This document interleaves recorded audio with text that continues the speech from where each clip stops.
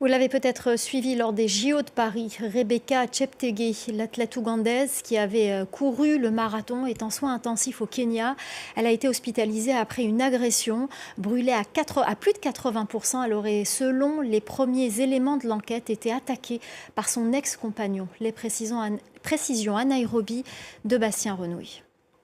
Rebecca Cheptegei est dans un état critique dans un hôpital de la ville d'Eldoret où s'entraînent de très nombreux coureurs kenyans, mais aussi des étrangers comme elle, puisqu'elle est ougandaise. Selon la police kenyane, son corps a été brûlé à plus de 75% suite à l'agression commise par son ancien compagnon.